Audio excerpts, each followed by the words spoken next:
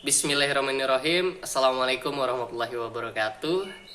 Saya Aryandi Andrea Lansyah dari Prodi Pendidikan Agama Islam, Fakultas Tarbiyah dan Keguruan, UIN Sultan Maulana Hasanuddin Banten dengan NIM 18 12 10 10 5. Baik, pada kesempatan hari ini yang cerah ini, saya akan sedikit mengulas atau memberikan informasi atau sharing informasi terkait metodologi penelitian. Yang mana metodologi penelitian kali ini ada metodologi penelitian kuantitatif, metodologi penelitian kualitatif, lalu ada metodologi penelitian tindakan kelas, dan yang terakhir ada metodologi penelitian research and development atau yang biasa dikenal dengan R&D.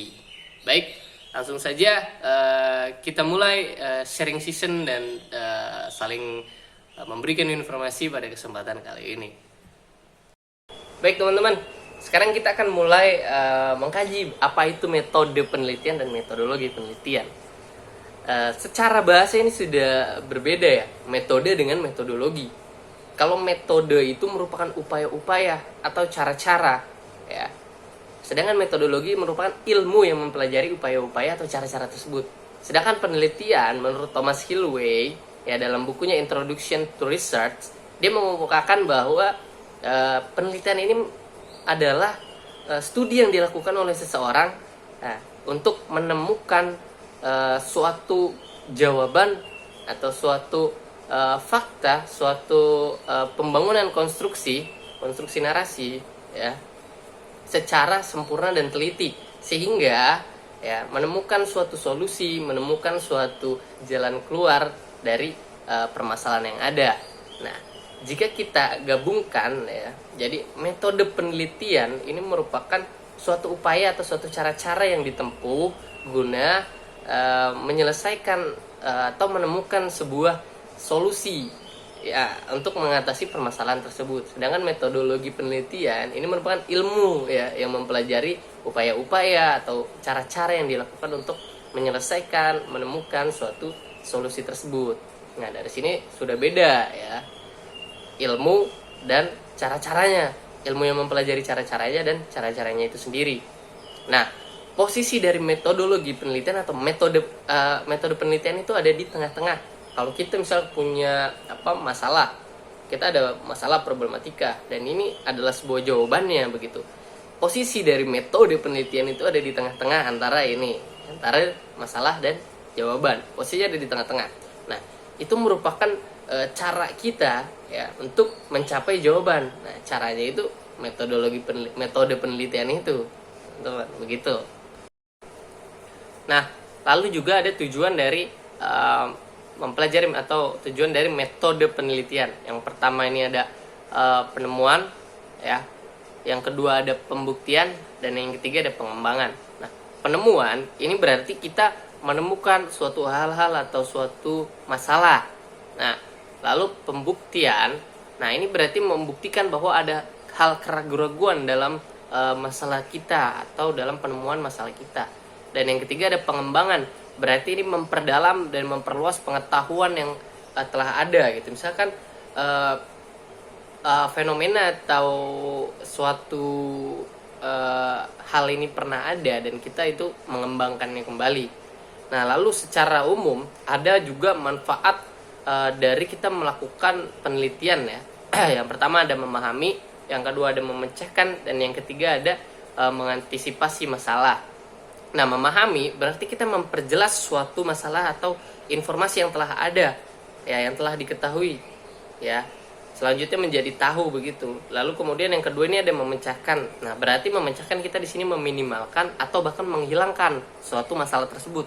Dan mengantisipasi yang terakhir nih, berarti kita ini mengupayakan agar masalah ini itu tidak terjadi kembali atau bahkan tidak terjadi begitu.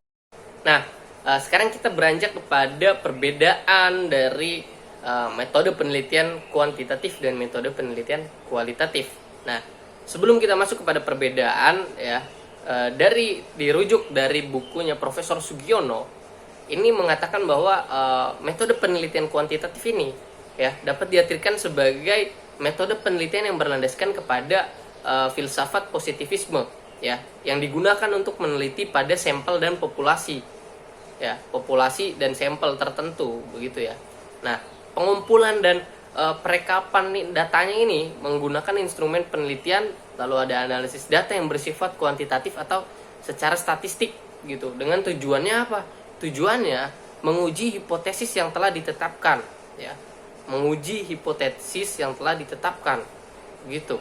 Itu dari kuantitatif, ya. Jadi datanya kayak bersifat golongan darah, lalu jenis kelamin, lalu pekerjaan dan lain sebagainya, seperti itu. Nah, lalu metode kualitatif ini adalah merupakan metode penelitian yang berlandaskan kepada filsafat positivisme. Nah, ini digunakan untuk meneliti pada kondisi objek yang alamiah gitu, yang nature gitu, sebagai lawan dari kayak eksperimen gitu, dimana peneliti ini sebagai instrumen kuncinya. Jadi peneliti ini sebagai instrumen kunci. Lalu teknik pengumpulan data ini dilakukan secara gabungan, ya, atau bahasa ilmiahnya triangulasi. Nah, analisis datanya ini bersifat induktif, ya, atau kualitatif. Nah, dan hasil penelitian kualitatif ini lebih mengedepankan atau menekankan kepada makna daripada generalisasi. Nah, ini berkebalikan dari kuantitatif gitu. Nah, lalu kita masuk ke perbedaan karakteristiknya, ya. Menurut Profesor Sugiono ini ada 11 perbedaan karakteristik antara metode penelitian kualitatif dengan metode penelitian kuantitatif, ya. Ada 11 perbedaan. Yang pertama itu mulai dari desainnya. Nah, desain dari penelitian metode penelitian kuantitatif ini tentunya berbeda dengan penelitian kualitatif. Nah, jadi setiap hal atau setiap sesuatu itu mempunyai treatment khususnya masing-masing. Nah, dalam hal metode penelitian, metode penelitian kuantitatif ini desainnya yang pertama dia spesifik, ya, jelas gitu, dan terperinci, ya. Lalu ditentukan secara mantap sejak awal pembentukan atau perumusan masalahnya gitu. Lalu yang terakhir nih ada menjadi pegangan, ya. Ada step langkah demi langkahnya itu dia pasti gitu. Nah, sedangkan desain dari metode penelitian kualitatif itu bersifatnya dia umum aja, lalu fleksibel, terus ngalir aja gitu tuh. Jadi penelitiannya itu berkembang dan muncul dalam penelitian gitu. Dalam perjalanannya itu penelitian dari kualitatif itu berkembang karena menemukan fakta, menemukan berbagai macam sumber data yang membuat penelitian itu berkembang gitu. Jadi dia sifatnya masih umum, fleksibel, berbanding terbalik dengan kuantitatif tadi yang sifatnya itu spesifik, terperinci dan jelas. Nah, yang kedua itu perbedaannya ada di tujuannya. Jika tujuan metode penelitian kuantitatif itu untuk menunjukkan hubungan antar variabel, lalu untuk menguji teori atau hipotesis yang sebelumnya telah dibuat dan mencari generalisasi yang mempunyai nilai prediktif, maka tujuan dari metode penelitian kualitatif ini berbeda atau sebaliknya, yaitu menemukan pola hubungan yang bersifat interaktif, ya. Kalau kuantitatif itu menunjukkan hubungan antar variabel, maka kualitatif ini menunjukkan pola hubungan yang bersifat interaktif gitu, ya. Lalu kalau kuantitatif ini menguji teori, maka kualitatif ini menemukan teori, ya. Kalau tujuan dari kuantitatif itu mencari generalisasi yang mempunyai nilai prediktif, maka tujuan dari metode penelitian kualitatif itu menggambarkan realitas, ya, menggambarkan realitas yang kompleks, lalu memperoleh pemahaman makna dari realitas tersebut.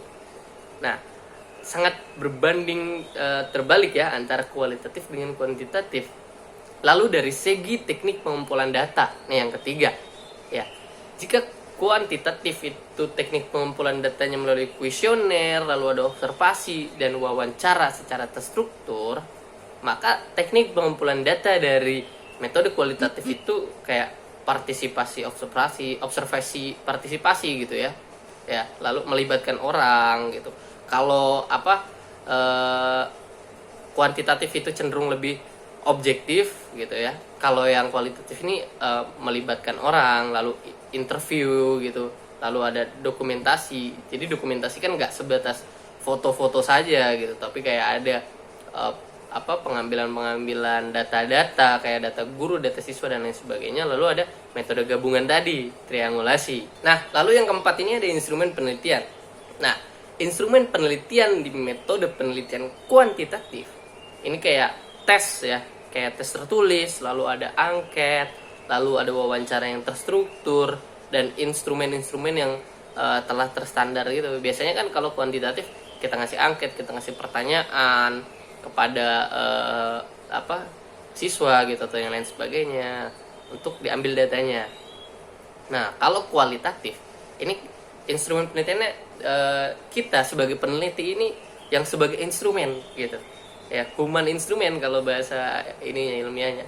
Lalu kita ngambil dari buku catatan, dari tape recorder, kamera, handycam dan lain sebagainya yang menunjang penelitian kita. Biasanya kan kualitatif itu induktif gitu ya. Dia itu kayak wawancara, pastinya direkam dong dengan tape recorder ataupun handphone dan lain sebagainya, dan buku catatan yang lainnya gitu. Nah, lalu kalau nomor 5-nya ini perihal data ya. Data dari kuantitatif ini hasil pengukuran variabel yang dioperasionalkan dengan menggunakan instrumen. Nah, datanya itu data dari kuantitatif. Nah, rata-ratanya kan datanya itu bersifat angka gitu ya, yang secara terlihatnya. Sedangkan data dari kualitatif itu deskriptif ya, deskriptif kualitatif, kayak berupa dokumen pribadi, terus catatan lapangan, ucapan dan tindakan dari responden, dokumen dan lain-lain sebagainya. Itu data yang diambil dari kualitatif, metode penelitian kualitatif. Jadi kayak dokumen pribadi, catatan lapangan, lalu ucapan dan tindakan responden itu menjadi suatu data ya, suatu dokumen gitu dalam metode penelitian kualitatif. Nah, lalu ada yang keenam tuh ada sampel ya. Sampel di kuantitatif itu dia cakupannya besar. Nah, lalu dia representatif juga nih. Terus dia itu random gitu tuh, udah ditentuin juga sejak awal. Nah, sedangkan dari kualitatif itu dia sampelnya kecil ya, tidak representatif dari semuanya gitu. Terlalu metodenya ada snowball, purposive gitu. Jadi dia berkembang selama penelitian. Itu sampelnya atau sumber datanya. Yang ketujuh ada analisisnya. Cara analisisnya ini berbeda tentunya. Metode penelitian kuantitatif dengan kualitatif. Nah, setelah dilakukan nih pengumpulan data nih selesai ya. Kalau kuantitatif pengumpulan datanya secara deduktif ya, menggunakan statistik nih untuk menguji hipotesisnya. Ya yang tadi menggunakan angka-angka, rumus-rumus. Intinya menggunakan statistik untuk menguji hipotesis dari metode penelitian kuantitatif ya, yang sebelumnya kita udah ada nih hipotesisnya, terus kita uji menggunakan statistik tersebut. Nah, lalu metode kualitatif ini menggunakan analisisnya terus menerus dari awal sampai akhir penelitian. Dia menggunakan pendekatan induktif yang tadi, kayak dia wawancara kepala sekolah, wawancarain murid, guru, lalu lewat buku-buku catatan dan lain sebagainya. Lalu dia tuh kayak cari pola, model, teorinya seperti apa, temanya seperti apa, begitu. Nah, lalu juga yang ke-8 nih ada bagaimana metode penelitian kuantitatif dan kualitatif memandang hubungan dengan responden. Nah, hubungan dengan responden menurut penelitian kuantitatif ini harus bisa mungkin berjarak ya, dibuat jarak. Nah, bahkan sering banget nggak pakai kontak gitu, nggak kontak langsung dengan respondennya. Agar apa? Agar objektif. Nah, kedudukan peneliti di sini tuh lebih tinggi dibanding responden.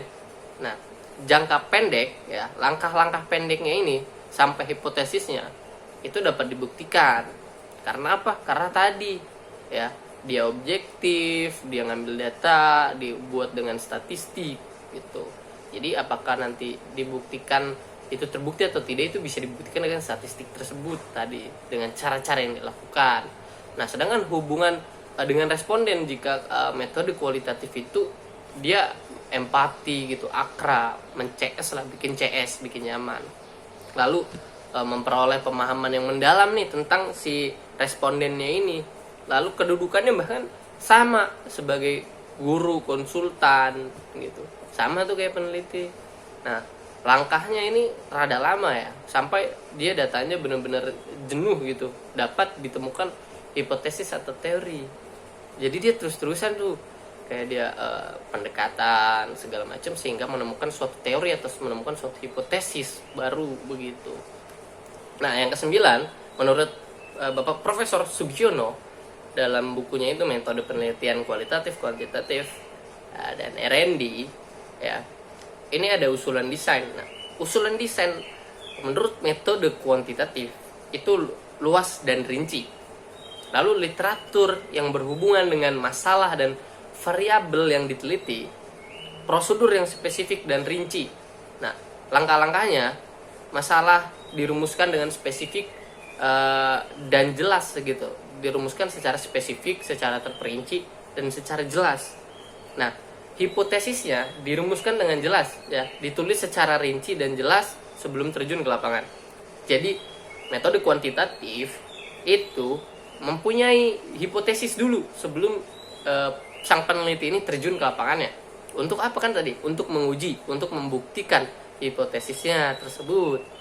Nah, lalu usulan desain menurut metode kualitatif menurut Pak Profesor Sugiono itu malah dia singkat, terus umum juga, bersifat sementara gitu. Literatur yang digunakan juga bersifat sementara, jadi tidak menjadi pegangan utama. Nah, prosedurnya ini bersifat umum, seperti akan merencanakan tur atau piknik gitu. Nah, masalahnya ini juga bersifat sementara ya, dan jelas akan ditemukan setelah studi gitu ya. Lalu juga tidak dirumuskan hipotesis, jadi kualitatif tidak merumuskan hipotesis karena justru akan menemukan hipotesis ya. Kalau tadi kuantitatif itu menguji hipotesis, sedangkan kualitatif akan menemukan hipotesis, sehingga dalam penelitiannya dia tidak memerlukan hipotesis di awal karena dia akan menemukan sebuah hipotesis atau sebuah suatu teori gitu. Lalu fokus penelitiannya ini ditetapkan setelah diperoleh data awal dari lapangan gitu. Fokus penelitian dari kualitatif, metode penelitian kualitatif. 10 itu kapan penelitian dianggap selesai? Menurut metode penelitian kuantitatif, penelitian dianggap selesai setelah semua kegiatan atau semua prosedur yang direncanakan itu selesai. Ya, jadi kalau prosedurnya belum selesai, kalau hal yang direncanain sama kita, sama peneliti ini belum selesai, belum tuntas, itu belum dianggap beres. Nah, sedangkan kualitatif memandang setelah tidak ada data yang dianggap baru, ya, setelah nggak ada data jenuh nih, nggak ada data baru, nggak ada informasi-informasi baru, nah itu penelitian dianggap selesai. Namun jika ada informasi-informasi baru, itu terus nih sampai habis gitu, maksudnya informasi-informasinya begitu. Lalu yang terakhir, yang ke-11, itu ada kepercayaan terhadap hasil penelitian. Jelas nih, kuantitatif memandang kepercayaan terhadap hasil penelitian itu melalui pengujian validitas dan reliabilitas instrumen. Jadi jelas gitu, karena kan dengan angka, dengan statistik yang menunjukkan ini diterima atau ini tidak diterima, ini benar atau ini tidak benar, begitu. Sedangkan menurut kualitatif, ya, kepercayaan terhadap hasil penelitian ini pengujiannya kredibilitas dan dependabilitas, begitu. Proses dari dan hasil penelitian, begitu. Itu untuk perbedaan karakteristik dari metode kualitatif dan metode kuantitatif menurut Profesor Sugiono pada bukunya Metode Penelitian Kualitatif, Kuantitatif, dan R&D. Nah, selanjutnya kita beralih kepada teknik analisis data. Nah, analisis data sendiri ini merupakan proses ya, mencari dan menyusun secara sistematis data yang diperoleh dari hasil wawancara, catatan lapangan, dokumentasi, dan lain sebagainya. Tentunya dengan cara mengorganisasikan data ke dalam beberapa kategori begitu, menjabarkan ke dalam unit-unit, lalu melakukan sintesa atau analisis, menyusun ke dalam pola-pola, lalu memilih mana yang penting dan mana yang akan dipelajari, dan tentunya membuat kesimpulan sehingga hasil analisis kita ini mudah dipahami oleh diri sendiri maupun oleh orang lain ada teknik analisis data kualitatif itu yang seperti analisis konten atau konten analisis. Analisis konten ini berasal dari komunikasi, ya, komunikasi penelitian, dan berpotensi menjadi salah satu yang paling penting menjadi teknik penelitian dalam ilmu sosial, begitu. Nah, analisis konten ini berusaha untuk menganalisa data-data dalam suatu konteks tertentu, ya, berkaitan dengan individu-individu ataupun individu kelompok atau atribut budaya gitu. Nah, pada analisis konten biasanya dihasilkan atau didapatkan oleh pengamat yang merekam atau mentranskripkan menjadi sebuah materi tekstual, bisa berupa gambar atau suara yang sesuai untuk analisis begitu. Nah, yang kedua itu ada analisis wacana. Nah, di analisis wacana ini pada penelitian kualitatif tentunya bertujuan untuk menganalisis wacana-wacana atau komunikasi antar orang dalam suatu konteks, ya, dalam suatu konteks sosial begitu. Nah, bidang yang dikaji biasanya ini antar orang dalam suatu konteks sosial itu kayak analisis wacana berupa pidato, tulisan, bahasa percakapan baik verbal maupun verbal dan sebagainya. Dan yang ketiga ini ada analisis naratif. Nah, teknik analisis naratif ini, ya, pada penelitian kualitatif ini bertujuan untuk menganalisa atau meneliti mengenai kumpulan deskripsi, ya, suatu peristiwa atau fenomena yang terjadi. Nah, kemudian disajikan atau diproduksi dengan bentuk narasi atau cerita.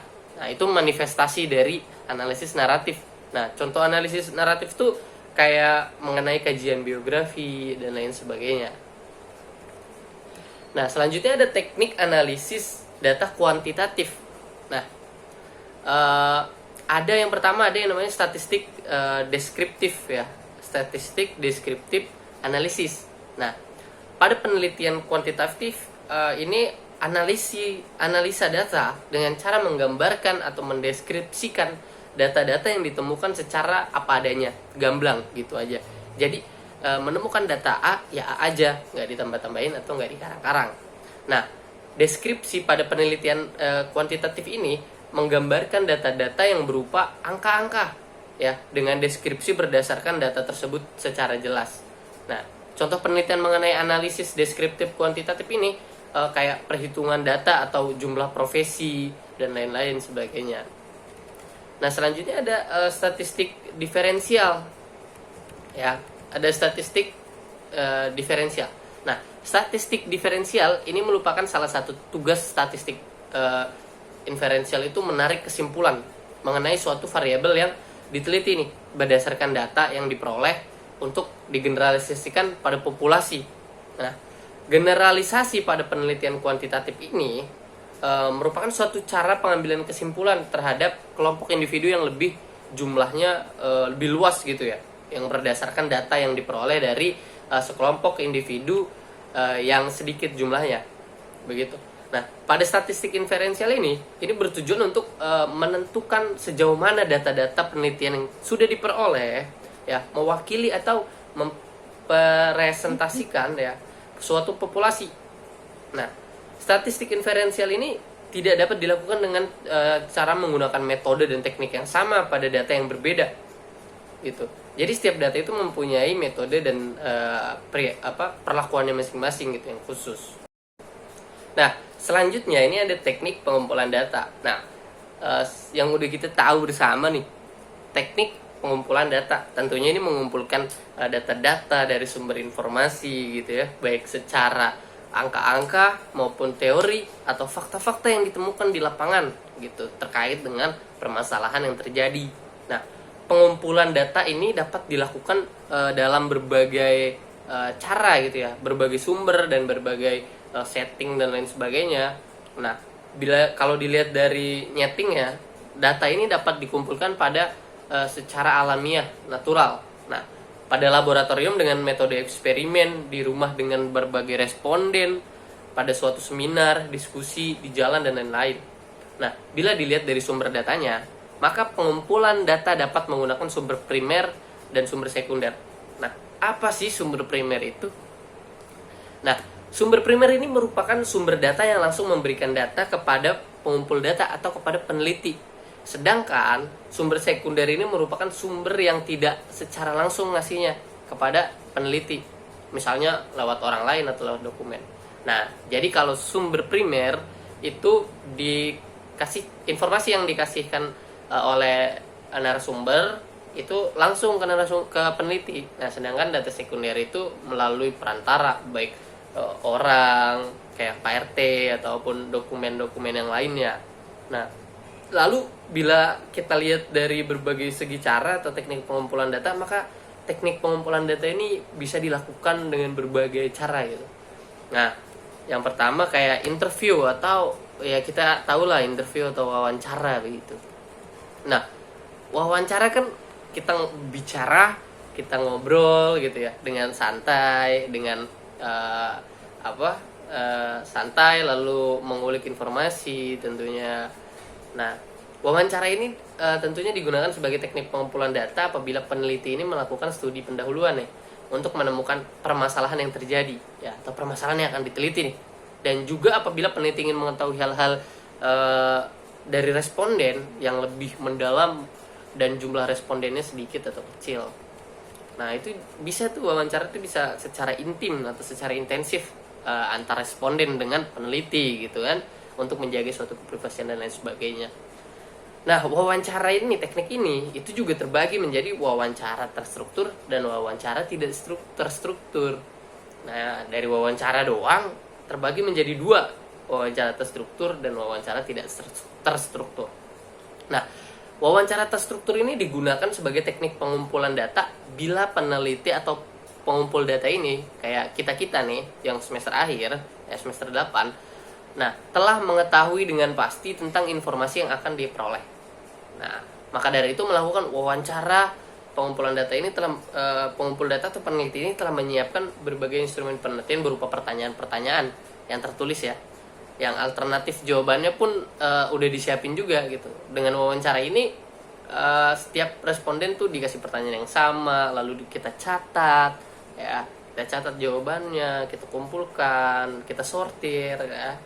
Nah, dengan wawancara ini peneliti ini dapat menggunakan beberapa pewawancara sebagai pengumpul data. Jadi nggak cuma peneliti doang. Misalkan teman-teman peneliti juga mau membantu nih begitu. Namun dengan catatan mewawancarainya dengan pertanyaan-pertanyaan yang sudah disiapkan ya oleh peneliti itu sendiri. Jadi maka dari itu substansi yang ditanyakan atau substansi yang dicari itu sama semua, jadi tidak belang-belang gitu. Nah, lalu ada wawancara yang tidak terstruktur. Nah, wawancara yang tidak terstruktur ini merupakan wawancara bebas ya, free gitu, dimana peneliti ini tidak menggunakan pedoman, tidak menggunakan tata ngopi-ngopi santai gitu ya, yang ya nggak seformal-formal banget gitu, nggak sesuai atau nggak sistematis banget lah bahasanya, nggak kaku-kaku banget gitu. Jadi pedoman wawancaranya atau panduannya nih berupa garis-garis besar permasalahan yang akan dikaji aja gitu, atau akan yang ditanyakan gitu. Kuesioner ya. Yang kedua nih ada teknik pengumpulan data dengan by kuesioner atau angket ya biasa. Kita dikasih angket, kita dikasih kuesioner gitu. Nah, kuesioner ini merupakan teknik pengumpulan data yang dilakukan dengan cara memberikan seperangkat pertanyaan atau pernyataan tertulis kepada responden untuk dijawab. Biasanya banyak tuh. Jadi kita buat format, lalu kita misal masuk kelas. Nah, kita sebarin ke anak-anak gitu, Pak, siswa-siswa. Nah, kuesioner sendiri ini merupakan teknik pengumpulan atau mengambil data ini yang efisien ya. Bila peneliti tahu dengan pasti nih variabel yang diteliti itu atau variabel yang akan diukur dan tahu apa yang bisa diharapkan dari respondennya. Nah, selain itu kuesioner tentunya cocok nih bila digunakan dalam jumlah responden yang cukup besar dan tersebar nih di wilayah yang luas. Tentunya dengan kuesioner ini mudah mendapatkan informasinya ya, karena kuesioner kan bisa berbentuk pertanyaan-pertanyaan tertutup, baik tertutup maupun terbuka. Nah, dapat diberikan juga kepada responden secara langsung atau dikirim lewat ya perantara, baik lewat pos, lewat Pak RT-nya gitu. Nah itu lebih efisien aja gitu untuk mencakup hal-hal yang lebih besar lagi, misalkan kayak survei atau kita ngasih nih untuk meneliti di suatu kampung atau suatu kabupaten gitu. Nah kita kasih kuesionernya setiap desanya atau setiap kecamatannya untuk diisi gitu kan. Jadi kita nggak perlu satu-satu gitu surveinya atau kita ngasih kuesionernya, tapi bisa juga tuh lewat kepala desanya, kecamatannya dan lain sebagainya. Nah selanjutnya ini ada observasi. Nah udah nggak heran ya bagi teman-teman semua nih mendengar kata-kata observasi. Nah observasi ini sebagai teknik pengumpulan data yang mempunyai ciri yang spesifik nih, bila dibanding dengan teknik-teknik yang lain baik itu wawancara maupun kuesioner. Nah kalau wawancara dan kuesioner itu selalu berkomunikasi dengan orang, maka observasi ini tidak terbatas pada orang ya, tetapi juga objek-objek alam yang lain. Jadi nggak cuma orang aja, tapi bisa objek-objek yang lain lah intinya. Nah teknik pengumpulan data dengan observasi ini dilakukan atau digunakan bila peneliti berkenaan dengan perilaku manusia, kayak proses kerja, gejala-gejala alam, dan bila responden yang diamati ini juga nggak terlalu besar gitu. Jadi kalau besar cakupannya juga susah kepada penelitinya. Jadi kalau nggak besar kayak yang tadi proses kerjanya seperti apa, terus gejala-gejalanya, itu bisa tuh pakai observasi yang skala atau skupnya ini nggak besar-besar banget. Observasi juga terbagi menjadi beberapa. Ada observasi berperan serta nih yang pertama. Nah di observasi ini peneliti ini terlibat dengan kegiatan sehari-hari yang diteliti gitu, atau yang sedang diamati oleh peneliti ya. Sambil melakukan pengamatan tentunya, peneliti ikut melakukan apa yang dikerjakan oleh sumber data dan ikut merasakan suka dukanya gitu. Ikut ya, namanya juga terlibat dalam kehidupan sehari-harinya. Nah dengan observasi partisipan ini nih ya berperan serta, nah maka data yang diperoleh ini akan lebih lengkap, tajam, dan sampai mengetahui pada tingkatan makna dari setiap perilaku yang ditampakkan oleh objek yang kita teliti gitu. Apalagi kan kita juga ikut mengalaminya gitu. Oh dia berperilaku sehari-harinya seperti apa, lalu bagaimana dia bekerjanya dan lain sebagainya. Itu kita ikut dan berperan serta gitu. Misalnya nemenin dia atau segala lain sebagainya. Nah yang kedua nih ada observasi non partisipan atau enggak secara langsung tadi ya, berbeda kan. Nah kalau dalam observasi non partisipan ini dia enggak tadi ya enggak terlibat langsung gitu, enggak kayak nimbrung bareng, nongkrong bareng dan lain sebagainya. Tapi ada dua terbagi nih, observasi non partisipan ini terbagi menjadi dua lagi. Yang pertama ada observasi terstruktur, yang mana ini udah dirancang ya secara sistematis tentang apa yang bakal diamati, terus kapan dan di mana tempatnya. Nah itu udah dirancang lah, udah direncanain sedemikian rupa gitu, dikemas dengan bagus. Jadi observasi terstruktur ini dilakukan ya apabila peneliti sudah tahu lah, sudah pasti nih tentang variabel apa yang akan dia lihat atau akan diamati gitu. Nah dalam melakukan pengamatannya, peneliti menggunakan instrumen-instrumen penelitian yang telah teruji validitas dan reliabilitasnya gitu. Terus ada pedoman wawancara tapi yang terstruktur, lalu ada angkat-angkat yang tertutup, dan dapat juga digunakan sebagai pedoman untuk melakukan observasi.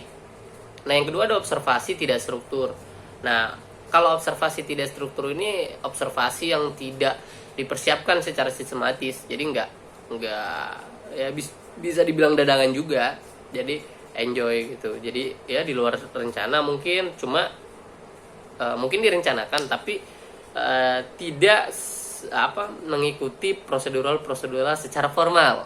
Nah begitu, karena peneliti mungkin nggak tahu ya secara pasti tentang apa yang akan diamatinya. Terus dalam melakukan pengamatan, peneliti juga tidak menggunakan instrumen yang telah baku gitu, tapi hanya berupa rambu-rambu pengamatan aja. Jadi nggak secara formal banget, secara pasti banget, dan secara bentuknya baku gitu, harus tetap gitu tuh ya, kayak gitu.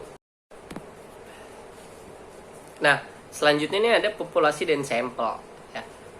Dari definisi populasi sendiri yang dikutip atau dikemukakan oleh Profesor Sugiono, ini populasi merupakan wilayah ya.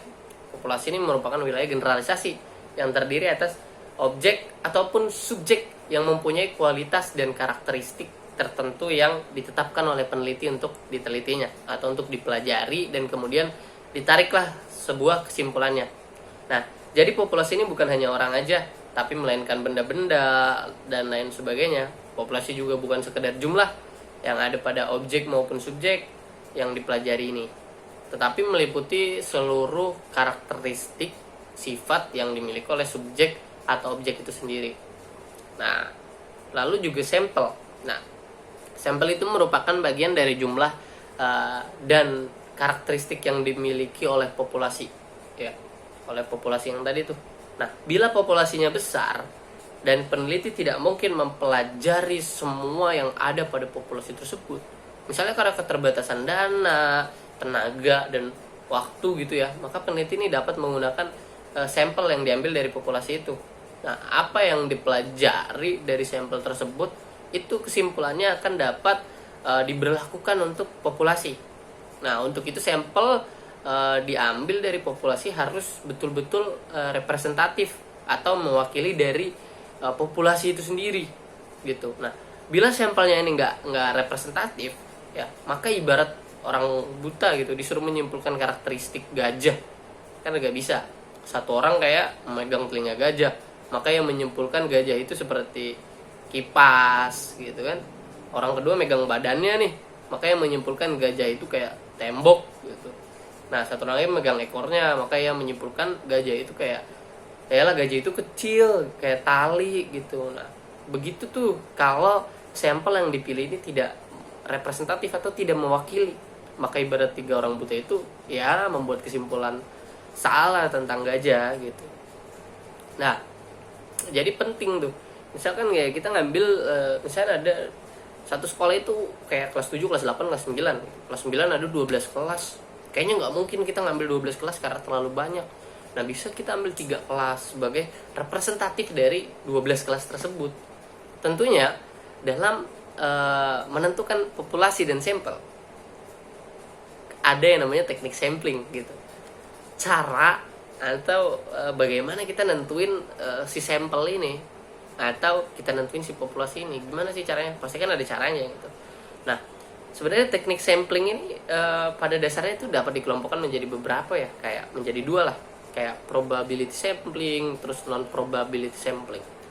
Nah, kalau probability sampling ini meliputi sampling random, terus proportionate stratified random juga, lalu disproportionate stratified random, dan area yang random gitu.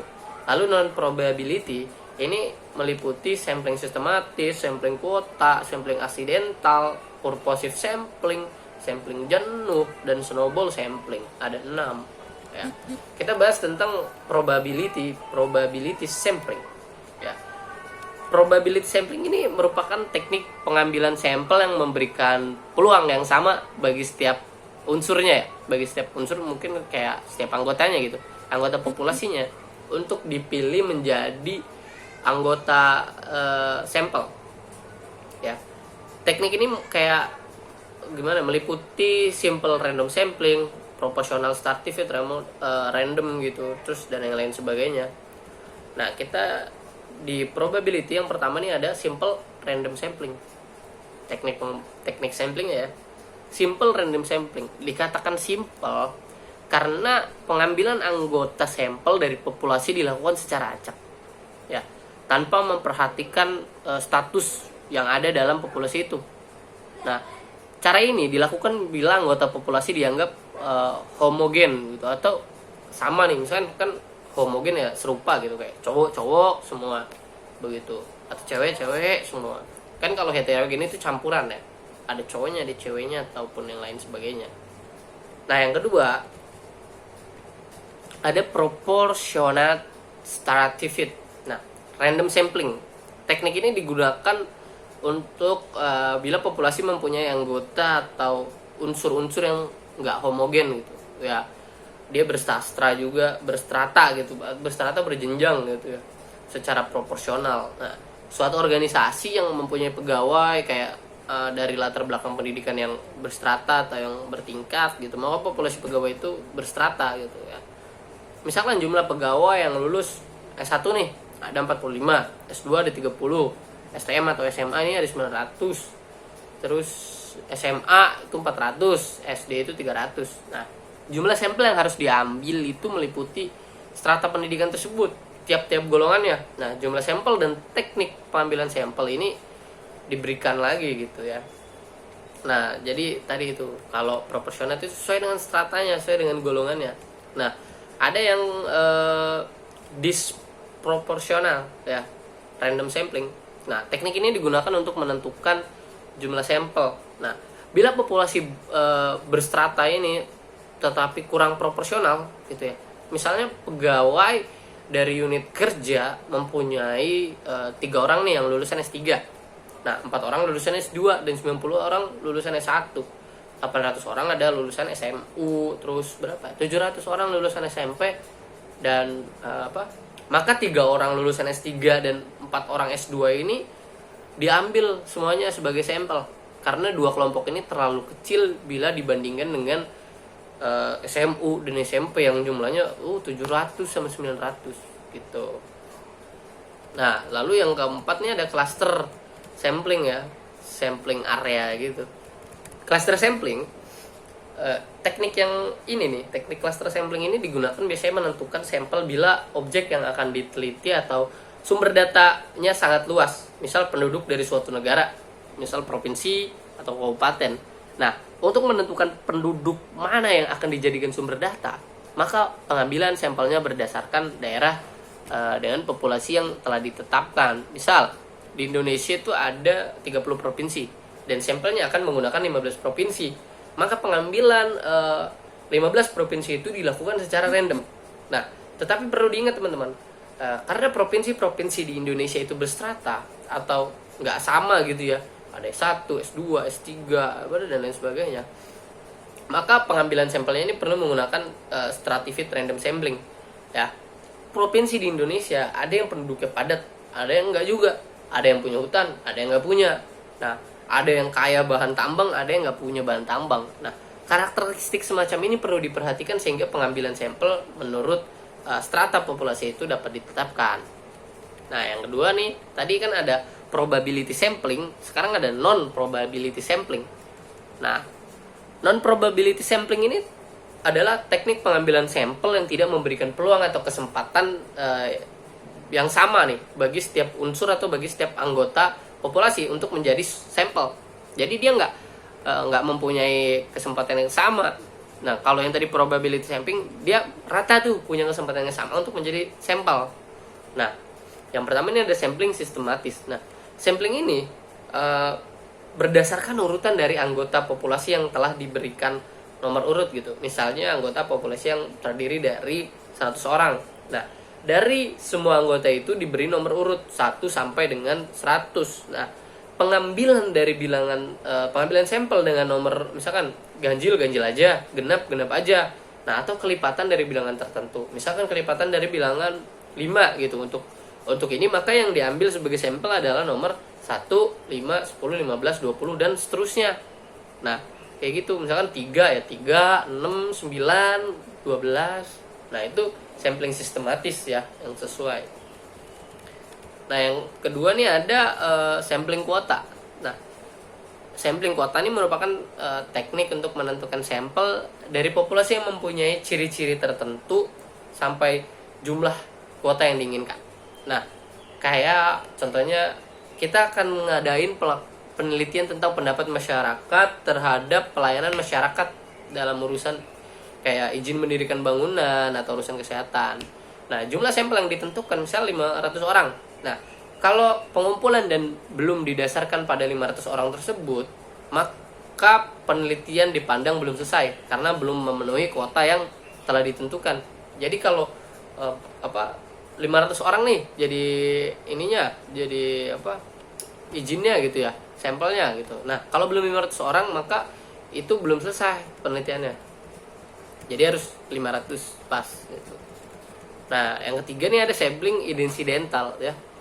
Namanya insidental gitu ya. Berarti sifatnya insiden gitu. Nah, berdasarkan kebetulan tentunya kan, yaitu siapa aja yang kebetulan ada atau kebetulan ketemu itu bisa jadi sampel gitu. Nah, gitu.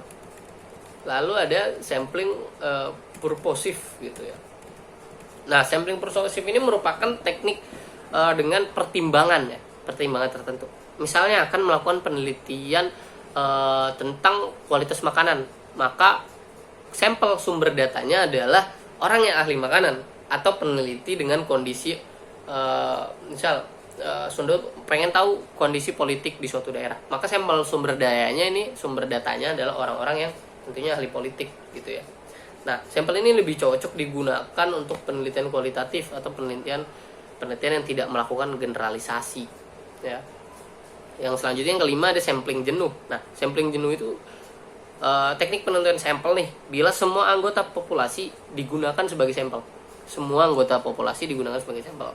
Nah, hal ini sering dilakukan apabila jumlah populasi relatif kecil, kurang dari 30. Nah, atau peneliti yang ingin membuat generalisasi dengan kesalahan yang kecil gitu ya. Istilah sampel jenuh itu istilah kayak sensus penduduk. Nah, di mana semua anggota populasi itu dijadiin sampel ya, sensus. Nah, yang terakhir ada snowball sampling. Nah, snowball sampling ini merupakan teknik penentuan sampel yang awal mulanya jumlahnya kecil.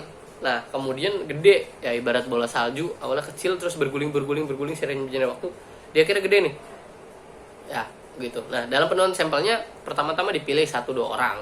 Tapi karena 1-2 orang ini dirasa belum memenuhi, belum cukup lah kepada data yang diberikan, maka peneliti mencari lagi orang lain yang dipandang lebih tahu gitu untuk melengkapi data yang diberikan. Begitu seterusnya sehingga jumlah sampel maka semakin banyak. Nah, selanjutnya ini ada variabel. Nah, menurut Profesor Sugiono dalam bukunya Metode Penelitian Kualitatif, Kuantitatif, dan R&D. Nah, variabel ini merupakan atribut ya atau sifat atau nilai nih dari orang atau objek atau kegiatan yang mempunyai variasi-variasi tertentu yang ditetapkan yang ditetapkan oleh peneliti nih untuk dipelajari dan kemudian ditarik kesimpulannya. Jadi segala sesuatu yang ada pada suatu objek, suatu kegiatan yang kita akan teliti atau sedang teliti ya, itu dinamakan dengan variabel ya, yang kemudian nanti itu hasilnya akan ditarik kesimpulannya begitu. Nah, variabel ini memiliki berbagai macam variabel gitu. Yang pertama ada variabel independen. Nah, variabel independen ini sering banget disebut dengan variabel stimulus ya, prediktor, antecedent, dan lain sebagainya. Nah, dalam bahasa Indonesia ini sering disebut dengan variabel bebas. Nah, variabel bebas merupakan variabel yang mempengaruhi atau menjadi sebab perubahan atau timbulnya variabel dependen atau variabel yang terikat.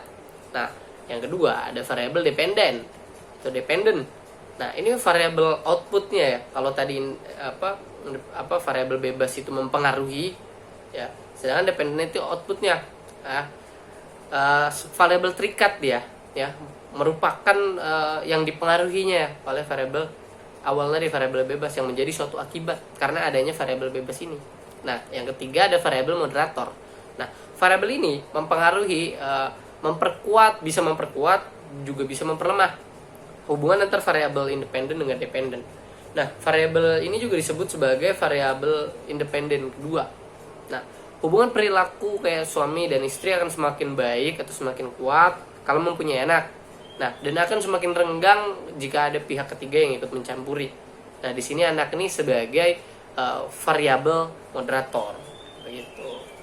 Dia bisa memperkuat atau memperlemahnya, gitu. Dan pihak ketiganya nih sebagai yang memperlemahnya tadi. Kalau anak tuh memperkuat, kalau yang itu memperlemah yang pihak ketiga. Nah, lalu ada variabel intervening, ya. Variabel intervening merupakan variabel yang mempengaruhi hubungan antara variabel independen dengan dependen menjadi hubungan yang tidak langsung dan tidak dapat diamati dan diukur. Nah, variabel ini merupakan variabel penyela atau antara gitu yang terletak di antara variabel independen dan dependen. Nah, ini nih variabel intervening itu. Ya. Sehingga variabel independen ini tidak langsung mempengaruhi berubahnya atau timbulnya variabel dependen, tapi melalui variabel intervening. Nah, lalu ada variabel kontrol. Nah, variabel ini dikendalikan atau dibuat ya konstan, sehingga pengaruh variabel independen terhadap dependen ini tidak dipengaruhi oleh faktor-faktor yang tidak diteliti. Nah, variabel kontrol ini sering digunakan oleh peneliti bila akan melakukan sebuah penelitian yang bersifat ya membandingkan gitu. Lalu kita bicara tentang hipotesis. Teman-teman mungkin udah tahu ya hipotesis itu apa sih gitu. Nah, hipotesis menurut Profesor Sugiono ini merupakan jawaban terhadap suatu rumusan masalah penelitian. Nah, di mana rumusan masalah penelitian ini telah dinyatakan dalam bentuk kalimat pertanyaan. Nah, dikatakan sementara karena jawaban yang diberikan ini baru didasarkan kepada teori-teori yang relevan doang, belum didasarkan kepada fakta-fakta yang akan ditemui, yang akan diperoleh oleh peneliti melalui pengumpulan data tersebut. Nah, jadi hipotesis ini juga dinyatakan sebagai jawaban teoritis ya terhadap rumusan masalah penelitian. Nah, namun belum menjadi jawaban yang empiris begitu. Nah, hipotesis itu ada berbagai macam. Yang pertama ada hipotesis alternatif. Nah, hipotesis alternatif atau biasanya disebut hipotesis kerja ya. Namun ada kalanya nih hipotesis ini disimbolkan dengan H1. Jadi hipotesis kerja ini berfungsi untuk menyatakan hubungan antara variabel X dan Y. Nah, hipotesis ini juga bisa menunjukkan adanya perbedaan antara dua kelompok. Nah, hipotesis ini menjelaskan adanya hubungan antara variabel dengan variabel lain. Nah, contohnya nih ada hubungan antara tingkat kemiskinan dengan ketersediaan lowongan pekerjaan gitu. Lalu ada hipotesis 0. Hipotesis 0 ya biasanya disimbolkan dengan H0 gitu, HO gitu kecil ya. Nama lain hipotesis ini statistik ya, hipotesis statistik. Nah, karena sering dipakai dalam penelitian kuantitatif yang tentunya membutuhkan perhitungan statistik. Nah, kebalikan dengan hipotesis H0 ya atau HO yang menerangkan tidak adanya hubungan atau pengaruh antara variabel dengan variabel lain. Contoh, tidak ada hubungan tidak ada hubungan antara tingkat pendidikan mahasiswa dengan peluang mencari kerja gitu. Lalu ada lagi hipotesis berdasarkan bentuknya. Ada yang yang pertama itu hipotesis rasional ya. Hipotesis ini diartikan sebagai jawaban sementara atas hubungan antara dua variabel atau lebih. Jadi hipotesis ini dirumuskan berdasarkan rumusan masalah ya yang asosiatif atau menggambarkan suatu hubungan. Dalam pengertian lainnya, hipotesis asosiatif ini secara eksplisit itu terang-terangan ya menunjukkan bahwa adanya hubungan antara dua variabel atau lebih. Nah, begitu. Nah, sedangkan ada yang kedua hipotesis deskriptif. Berbeda dengan asosiatif atau hipotesis relasional tadi, hipotesis deskriptif ini justru menunjukkan hubungan antar variabel secara implisit, sehingga hubungan tersebut cenderung tersembunyi. Tidak jelas hipotesisnya, penelitiannya seperti apa. Jadi hipotesis deskriptif hanya memberikan gambaran tentang sampel penelitian. Contohnya kayak setengah penduduk Pulau Jawa ini adalah petani. Ya. Contoh lain kayak mahasiswa yang aktif berorganisasi memiliki IPK yang tinggi. Ya, seperti itu contoh-contohnya. Nah, lalu yang ketiga ada hipotesis komparatif. Hipotesis komparatif merupakan pernyataan yang menunjukkan dugaan nilai dalam satu variabel atau lebih pada suatu sampel yang berbeda. Sedangkan menurut Ridwan ya, hipotesis komparatif ini dirumuskan untuk memberikan jawaban pada permasalahan yang bersifat membedakan. Nah, jadi kalau ada permasalahan yang bersifat yang membedakan, hipotesis komparatif lah yang dipakai. Jadi secara ringkasnya, hipotesis komparatif ini adalah dugaan tentatif ya. Dugaan tentatif dari rumusan masalah yang komparatif tadi. Artinya variabelnya sama, hanya aja populasi, sampel, dan keadaannya doang yang berbeda. Lalu sekarang kita beranjak kepada PTK atau penelitian tindakan kelas. Nah, PTK ini berasal dari bahasa Inggris yang tadinya Classroom Action Research ya, yang berarti penelitian dengan melakukan tindakan yang dilakukan oleh guru di dalam kelasnya sendiri melalui refleksi diri dengan tujuan memperbaiki kinerjanya sebagai guru sehingga hasil belajar siswa ini menjadi lebih meningkat. Nah, Pertama kali penelitian tindakan kelas ini diperkenalkan oleh Kurt Lewin pada tahun 1946, yang selanjutnya dikembangkan lagi oleh Stephen Kemish. Lalu ada Robin McTaggart, John Elliot, Dave Ebbutt, dan lain sebagainya. Nah, penelitian tindakan kelas ini pada awalnya menjadi salah satu model penelitian yang dilakukan pada bidang atau pekerjaan tertentu, di mana peneliti ini melakukan pekerjaannya baik di bidang pendidikan, kesehatan, politik, sumber daya manusia, dan lain sebagainya. Nah, salah satu contoh penelitian tindakan kelas ini, ya, pekerjaan utama dalam bidang pendidikan adalah mengajar di kelas, menangani bimbingan dan konseling, mengelola sekolah. Maka dengan demikian yang menjadi subjek penelitian adalah situasi di kelas, individu siswa atau di sekolah. Ya, para guru atau kepala sekolah para guru atau kepala sekolah dapat melakukan kegiatan penelitiannya tanpa harus pergi ke tempat lain, seperti penerapan peneliti konvensional pada umumnya. Nah, secara lebih luas, penelitian tindakan kelas dapat diartikan sebagai penelitian yang berorientasi pada penerapan tindakan dengan tujuan peningkatan mutu atau pemecahan masalah pada sekelompok subjek gitu. Kalau di kelas berarti kan subjeknya adalah siswa, berarti ada masalah nih di kelasnya. Kenapa harus menggunakan penelitian tindakan kelas?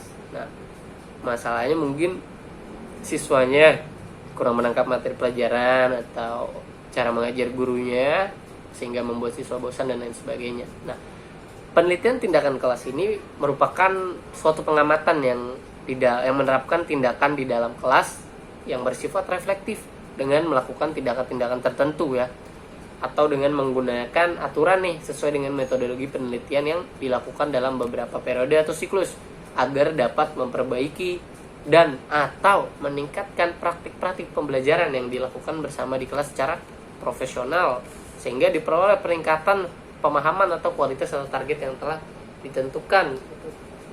Nah, penelitian tindakan kelas itu kayak minum obat. Jadi misalkan kita sakit nih, terus obat itu kayak produk dari penelitian tindakan kelas itu, kita kasih obat nih, ya. Jadi ada siklusnya kan, jadi nggak mungkin langsung sembuh, jreng sembuh gitu, tapi pasti ada siklusnya. Kayak siklus pertama dia misalkan mendingan di bagian apa, siklus kedua dia mendingan di mana, siklus ketiga gitu, dan akhirnya dia sembuh. Nah, begitu pula sama nih dengan penelitian tindakan kelas ini, begitu. Nah, penelitian tindakan kelas ini juga mempunyai siklus dalam penerapannya. Yang pertama tuh dia ada perencanaan. Nah, di perencanaan juga pastinya termuat ya problematika sehingga kenapa harus timbulnya tindakan penelitian tindakan kelas ini, begitu kan? Memecahkan suatu problematika tentunya sudah direncanakan, ya, alurnya seperti apa segala macam, safety lah, udah safe. Yang kedua setelah perencanaan itu ada pelaksanaan. Ada pelaksanaan. Nah, waktu pelaksanaan tentunya ini sekaligus dengan pengamatan, ya. Yang pertama tadi ada perencanaan, pelaksanaan, dan pengamatan. Nah, pengamatan ini diamati. Nah, bagaimana penggunaan atau misalkan inovasi-inovasi baru yang telah digunakan, ya, diamati. Mungkin siswa oke enggak gitu, kitanya oke enggak, siswa ada kemajuan enggak. Nah, yang akhirnya ada refleksi nih. Refleksi itu ya kayak evaluasi gitu.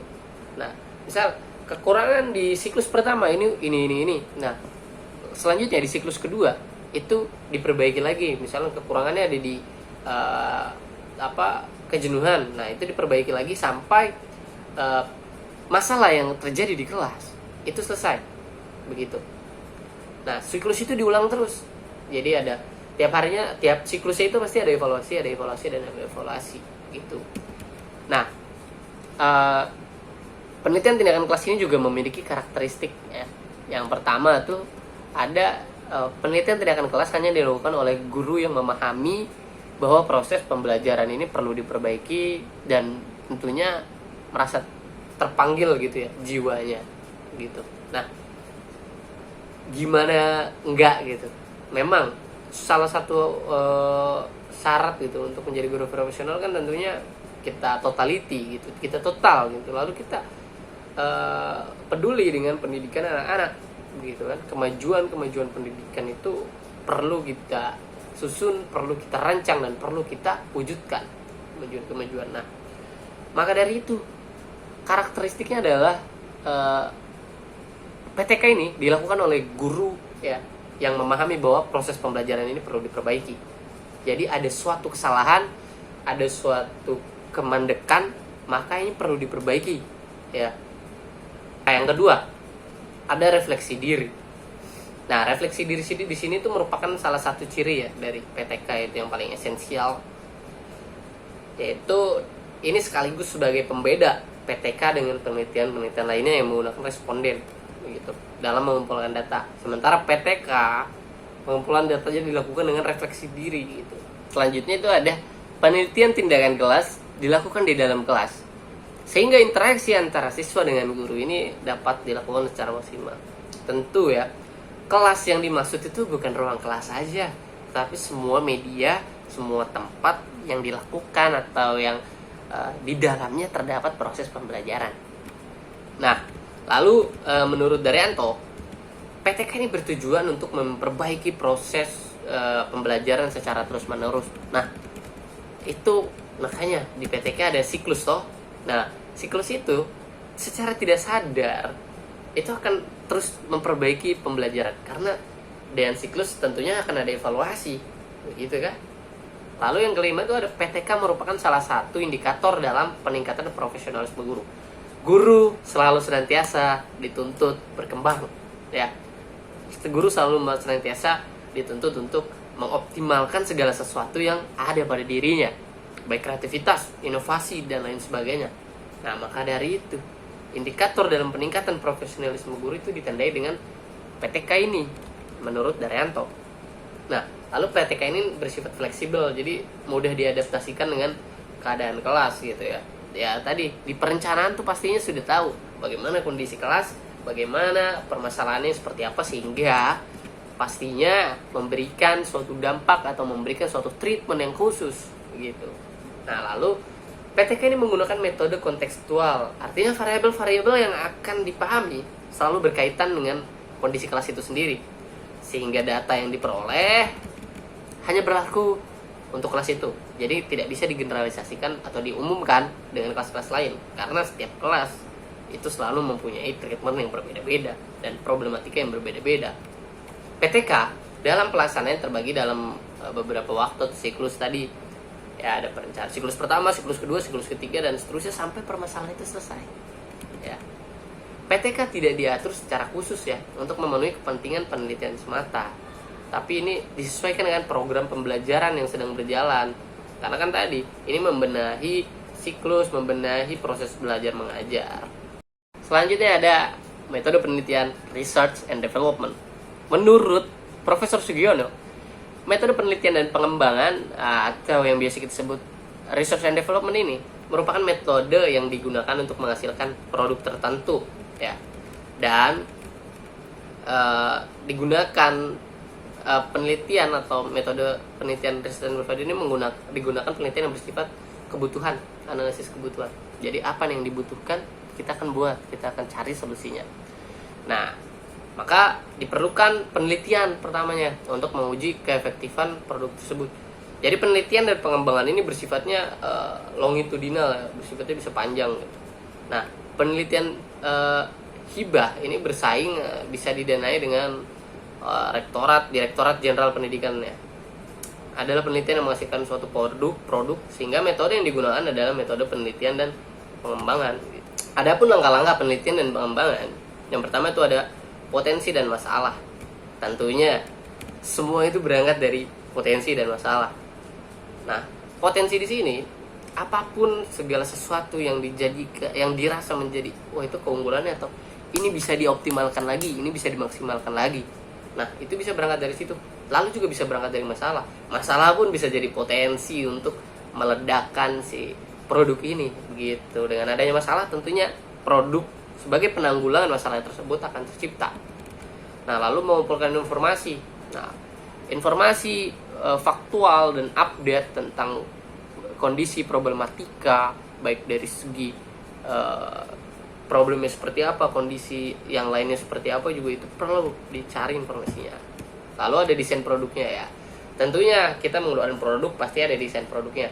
Mulai dari perencanaan nih, produk ini itu modelnya kayak gimana, isinya apa, terus tujuannya apa gitu. Nah, selanjutnya ini ada validasi ya, validasi desain. Ini untuk menilai apakah rancangan produk kita ini dalam hal sistem kinerja ya, secara rasional akan lebih efektif dari yang lama atau enggak. Nah, itu menjadi pertimbangan juga tuh ya. Efektif atau enggak nih? Lebih baik atau enggak dari yang lama. Nah, lalu yang kelima ada perbaikan desain. Nah, jika memang dirasa ada hal-hal yang kekurangan dan perlu diperbaiki dan dilengkapi lagi, nah ini di tempatnya di perbaikan desain yang sebelumnya itu tadi apa, validasi itu. Nah, lalu ada uji coba nih, uji coba yang pertama, uji produk. Nah, ini bisa langsung diuji coba dulu nih, tapi harus dibuat terlebih dahulu, menghasilkan barang atau apa, barang tersebut diuji coba, misalkan desain mesin pengolah sampah gitu. Setelah divalidasi, direvisi, maka selanjutnya mesin tersebut kan dapat dibuat dalam bentuk prototype ya, yang selanjutnya diuji coba kembali. Nah, lalu tentunya setelah itu ada revisi produk ya. Tentu revisi itu memang penting gitu, karena ini kan demi mengoptimalkan kinerja dari suatu produk itu sendiri. Dan yang ke-8 nih ada uji coba produk atau uji coba pemakaian. Nah, tentu diuji coba lagi nih, pengujian produk ini pada sampel yang terbatas tersebut menunjukkan bahwa bagaimana sistem kerja baru yang ternyata ini bisa lebih baik dari sistem kinerja lama. Perbedaannya mungkin sangat signifikan, sehingga sistem kerja baru dapat diberlakukan pada tempat kerja yang lebih luas di mana sampel tersebut diambil gitu. Nah, lalu yang ke-9 ini ada revisi produk. Nah, ini tinggal revisi kecil-kecilan ya dari yang tadi uji coba produk itu, tinggal mungkin kekurangan dan kelemahannya gimana gitu. Lalu ada pembuatan produk massal yang terakhir. Nah, setelah melewati tahapan-tahapan panjang itu yang bermuara kepada pembuatan produk massal, tentunya ini kan tadi dilewatin uji eksperimen, dia uji coba, ini bermanfaat, ini lebih baik atau tidak dari produk sebelumnya, sebelum diproduksi massal tersebut. Nah, ada beberapa model-model penelitian pengembangan. Yang pertama ada model CAM ya. Model CAM ini ditentukan oleh George Camp ya, Morrison dan SM. Nah, berlangsung dari berbagai titik siklus yang tidak memiliki titik awal, yang mengharuskan pengembangan melalui aktivitas pengembangan. Semua aktivitas pengembangan ini saling berhubungan secara langsung dengan aktivitas revisi produk yang dikembangkan. Nah, aktivitas pengembangan model CAM ini terdiri atas 10 langkah, dia itu tapi lentur dan saling bergantung gitu. Jadi maksudnya itu keputusan yang dikenakan pada satu langkah itu mempengaruhi langkah-langkah lainnya. Nah, begitu. Lalu yang kedua ini ada model Dick and Carey. Nah, model pendekatan Dick and Carey ini memandang aktivitas pengembangan sebagai salah satu komponen sistem pengajaran yang terkait langsung dengan komponen sistem pengajaran lainnya. Nah, menurut Saryono itu, aktivitas pengembangan ini merupakan suatu langkah sistematis dan terorganisir secara ketat yang menggambarkan urutan prosedur pengembangan dan hubungan antar komponen-komponennya yang secara serial. Nah, menurut Dick and Carey, prosedur pengembangan dan hubungan antar komponen ini pada 10 langkah pengembangan. Yang pertama ada analisis kebutuhan belajarnya, analisis pembelajarannya, lalu ada analisis karakteristik, lalu ada perumusan, tujuan umum dan khusus, lalu ada pengembangan instrumen assessment, pengembangan strategi pembelajaran, lalu ini ada pengembangan dan pemilihan bahan pembelajaran, lalu ada perencanaan dan pelaksanaan penilaian formatif, lalu ada pelaksanaan revisi dan perancangan dan penilaian sumatif gitu. Nah, lalu ada model lagi yang ketiga, ada Bock and Gall. Model Bock dan Engel ini memaknai penelitian dan pengembangan ini sebagai suatu proses yang dipakai untuk mengembangkan dan memvalidasi produk pendidikan dengan mengikuti langkah-langkah atau siklus secara prosedural dan deskriptif. Nah, penelitian dan pengembangan meliputi kajian produk yang dikembangkan, pengembangan produk berdasarkan temuan melalui uji coba lapangan nih, sesuai dengan latar penggunaan produk dan revisi produk berdasarkan hasil uji coba. Terakhir nih ada model research development, riset lagi. Nah, ini merupakan model linear dan sirkular ya, yang mengembangkan yang melihat pengembangan sebagai tahapan-tahapan menuju terwujudnya produk penelitian terdahulu untuk digunakan memperoleh informasi awal kebutuhan. Kayak kondisi lapangannya seperti apa, kelayakan pengembangan produknya seperti apa. Nah, hasil studi pendahuluannya ini digunakan untuk merancang dan mengembangkan produk. Setelah itu, rancangan produk diuji coba tentunya. Nah, dalam model research, development research, uji keefektifan produk merupakan kegiatan yang penting ya, karena tujuan pokoknya ya pengembangan tadi untuk mengembangkan produk dan menguji keefektifan suatu produk gitu. Dan yang terakhir ada abstrak. Nah, udah pada tahu ya, abstrak itu kan merupakan suatu penyajian secara singkat mengenai isi tulisan, sehingga pada tulisan ia menjadi bagian tersendiri. Jadi ibarat kata abstrak ini mewakili semuanya, mewakili semua tulisan itu ada di abstrak.